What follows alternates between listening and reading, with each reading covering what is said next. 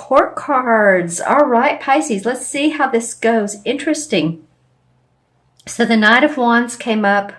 Is either Capricorn or Aquarius. I can't remember. And then you have the King of Swords. So you have two very distinct, fiery, airy court cards.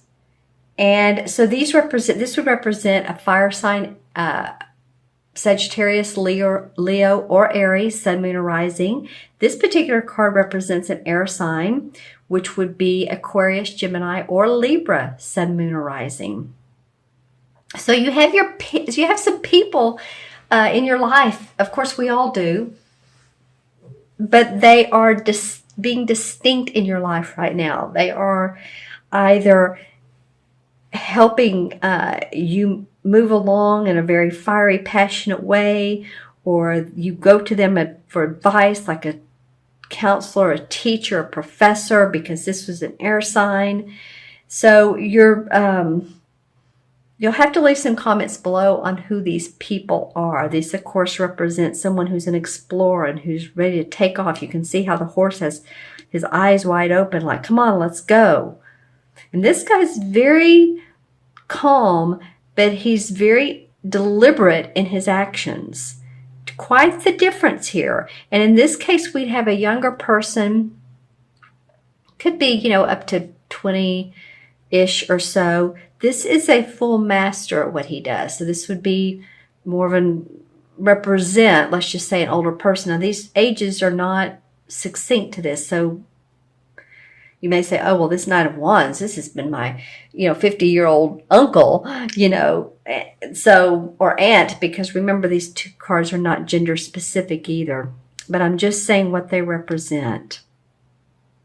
All right. Okay, both sitting outside. No water around, so I'm not feeling much. That's a good point. You guys are a water sign. Remember to watch your moon and rising too if you want to complete the full picture if these messages don't resonate. But you may want to watch the full video because you never know. There's no water in these cards. There are a couple of clouds, but no water. This one's actually, in fact, out in the desert. And this is, now there may be a little bit of water back there, but it's not showing that much.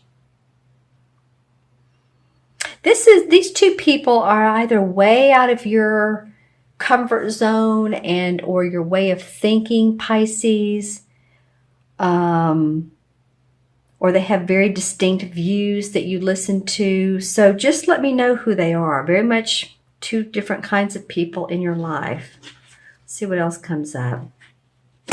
All right, well, these are two of the suits. We have the Seven of Swords and we have the Four of Cups. Okay, this is for the first part of December. So we have the Seven of Swords, and this is typically someone who is thieving, stealing, maybe ideas. Maybe you've had a great idea. This seems like this has come up for you guys before, Pisces. Anyway, let me know. And someone is taking off with them. Someone's using your ideas to benefit their own life. This could be you. It could be, so let me know. I mean, it's someone who's sneaky or feeling sneaky or mischievous. It could be a child, but maybe not so. I mean, we have some of this carnival-looking atmosphere. He's leaving two of the swords, and the swords are about our thoughts and ideas, like I said previously. But there's someone who just sort of sneaks off with some of them. He has his body going this way, but he's sort of turning and facing this Four of Cups. And this may be the feeling that you all have, Pisces. The Cup cards, I mean, that represents Pisces. That's you. This would represent an air sign. If in fact you wanted to get that specific. It doesn't need to. This would, but this one doesn't have to. But this feels like this is you. This is like you feeling like, oh, I've been kind of bored with things and I need some creative inspiration. I'm just kind of not really, what is it?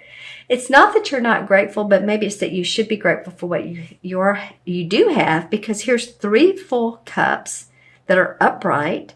You're being given another angelic blessing of creativity, of love, and you have your arms crossed. You know, and a lot of times when this card comes up, it means that we need more inspiration in our life. Maybe that's what some of you have been seeking.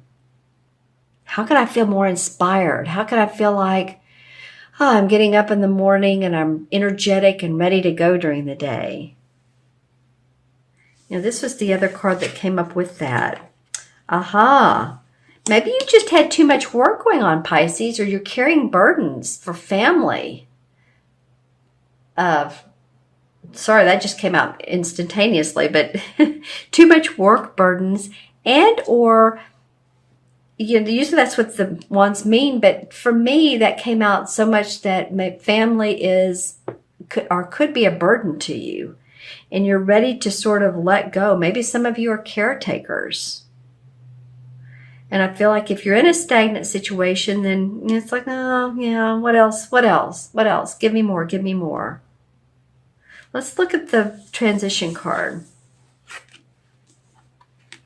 The Knight of Cups.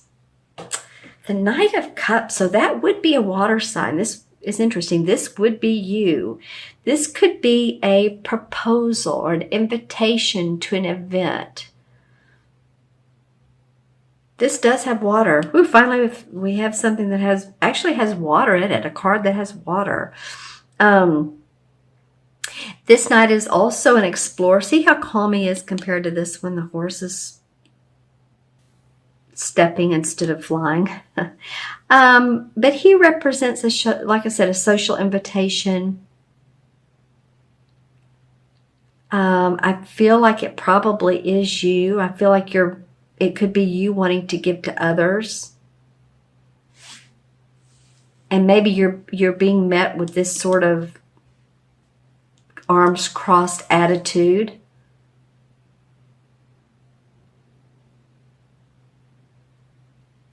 But I do feel like this is you and you're wanting to give to others.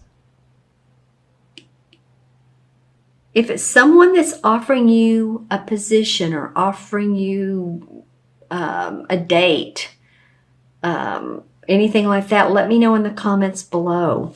I feel like there's something sneaky going on, and you all are not quite in sync with, it might be these two up here. We have 3 court cards. The Knight of Wands and this King of Swords. And then we feel like, oh man, this is just so much work. Something feels like it's a lot of work, but you know what? You're ready to drop that and see a lighter feeling. Feel a lighter feeling. You know, if you've been carrying too much of the load, then, you know, let others know it. Tell them what you need. Express yourself, Pisces. Okay, I'm going to look into the crystal, the one I had sitting there. Let's see what comes up for Pisces for mid-November through mid-December. Let's see if I get a distinct color for a chakra. Wow, this is very clear. A lot of times when I pick it up, I receive colors, but it's like, it's very open and expansive for you guys. Okay, so here's some images. Let's see what comes up. Well, you know, okay. A couple things. So any of you all that are have anything to do with the state of Texas, whether it's business or you have relatives there, I feel like you're thinking about them. It might have been, you know, this past Sunday there was a mass killing at a church. I don't know, but I am seeing the shape of the state of Texas. So that could be for, you know, any of you all around the world if you have friends or loved ones there. There is a lot of amber color. And amber would probably represent the third chakra. The third chakra is sort of a goldish amber looking. And it represents our strength, our confidence, our courage. So you all may want to sit sometime with an amber stone or put it on your third chakra, your stomach area. And that would help feel strengthened. Plus, if you have any digestive problems, it can help with that as well, is what I've noticed. I'm not a doctor, I'm just saying. Okay. There's a picture I'm trying to get a better view of here. It almost looks like, and here I go with, okay. Well, I'm going to talk about Las Vegas in a different way than what happened a month or two ago. I'm seeing like the outside of a little chapel. So this is probably a metaphor. There's a couple that are facing each other, a very small, very, very small wedding. It might just be the bride, the groom, and the minister. But I'm just saying some of you might elope during this time period, or maybe an old-fashioned term, or get married at a location, a different location than where you live. There is a lot of beautiful amber color in this. I know I said that earlier, but it's absolutely gorgeous. Some of you may feel passion during this time period. You know, it might be what this guy's about. Okay, so, you know, congratulations to any of you all that are getting married. If you know, are not, then, and it's been something that's been on your mind, then that vision I saw might be something that's coming up for you, a proposal. Again, proposal, remember this? This could be you, or this could be someone else giving you a proposal. Okay, so let's add these up. You have a lot of court cards, which are all 1. So 1, 2, and 7 is 9, and 4 is 13, 14, and 24. 2 and 4 is 6. 6 is an abundant number. 6 is about home and family and responsibility and love. You know, 6 life paths. If you're a number 6 life path, then you are someone who is very giving to others. You know, sometimes too much so. And I don't mean that in a bad way, but I've noticed that 6 life paths, I always tell them, take as much care of yourself as you do other people. Because they tend to be the givers of the world.